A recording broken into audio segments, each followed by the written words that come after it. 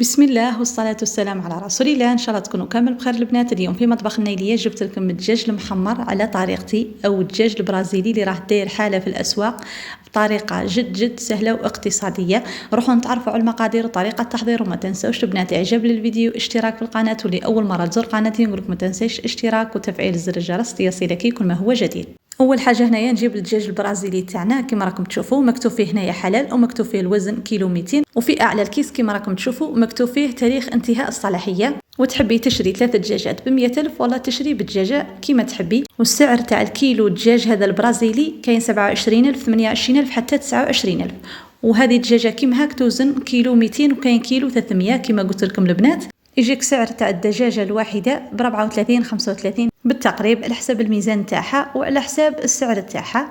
هنا كما راكم تشوفوا الدجاج تاعنا راح نقي كامل من هذوك الاحشاء وما فيهاش كامل هذوك الريش، يعني بلا ما تنقيها وبلا ما تشوطيها. هنا راح نحلها هذوك الاجنحه الزايدين. كم ملاحظه مهمه، اذا شريتي 3 دجاجات وحبيتي تحتفظي بهم تشريهم منا مجمدين، ديريهم مباشره في المجمد ما تخليهمش حتى يذوبوا، او تشري بالوحده وتخدمي عادي. وهنايا بعد ما غسلت الدجاج تاعي جبت هنايا طنجره درت فيها الدجاجه تاعي ونضيف لها كميه من الماء وملعقه كبيره نتاع ملح وزوج ملاعق كبار نتاع خل، او اذا كان عندك القارص تقدري ديري نص حبه تاع قارص تعصريها على هذاك الدجاج تاعك وديريها على نار تكون متوسطه. بعد ما تشوفي الماء تاعك بدا يغلي تحاولي انك تثقبي هذاك الدجاج بالسكين من الامام ومن الخلف هكذاك باش يخرج كامل هذوك الدهون الزائده، لانه هذا الدجاج فيه كميه كبيره من الدهون، وهذه نص ساعه اللي يغلي فيها راح تختصر لك الوقت في الطياب في الكوشه. وهنا بعد ما درت الدجاج تاعي على النار راح نحضر التتبيله: ملعقه صغيره تاع فلفل عكري وملعقه صغيره تاع راس حانوت وملعقه صغيره تاع كمون وشويه فلفل اسود واكيد الكركم وملح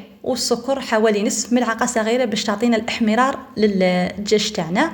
وضفت هنايا شويه زعتره فركتها بالكف تاع اليد.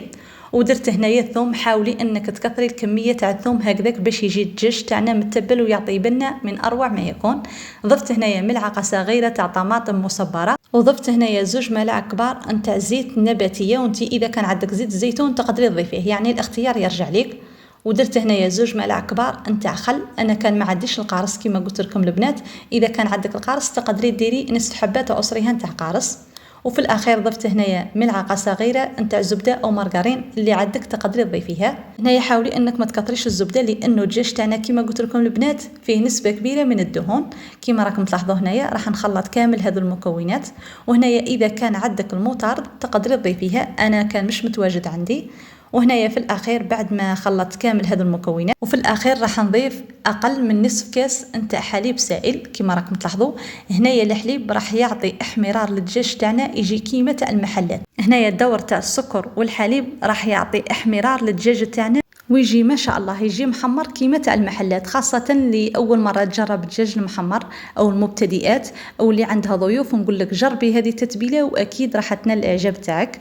كما تقدري ديري ياغورت طبيعي ولا ديري موتارد ولا ديري العسل، يعني اذا كانوا مش متواجدين هذولا تقدري تستغني عليهم. انا حاولت نديرها لكم بمكونات موجوده في كل بيت ومكونات بسيطه جدا وبدون تكاليف، يعني اي وحده تقدر تجرب هذه الوصفه.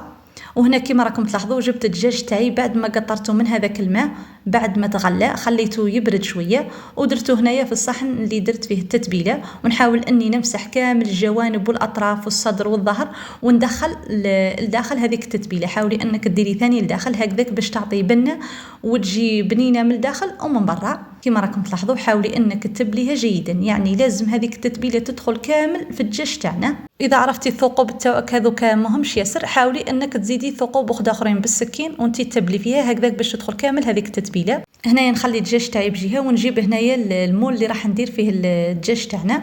كنت درت فيه بطاطا كنت قطعتها الى دوائر، السمك تاعها كما راكم تلاحظوا ما هي خشينه ما هي رقيقه متوسطه.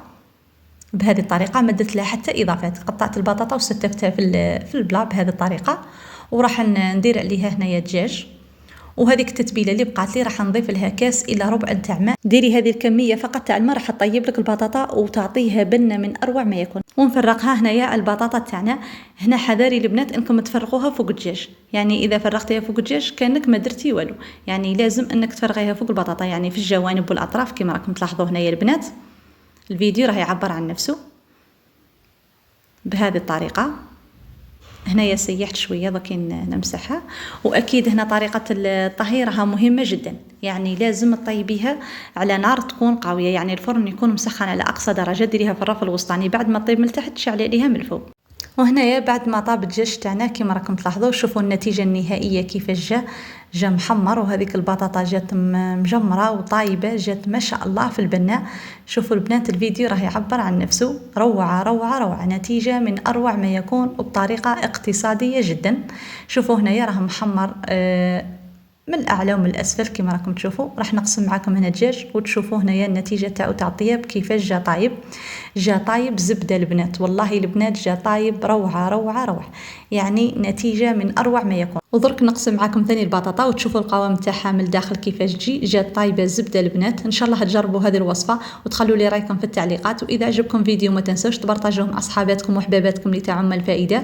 وهذا الفيديو تاعنا لنهار اليوم ان شاء الله يكون نال اعجابكم ونال رضاكم، ان شاء الله تكونوا استفدتوا ولو بالقليل، وفي فيديو قادم ان شاء الله. سلام.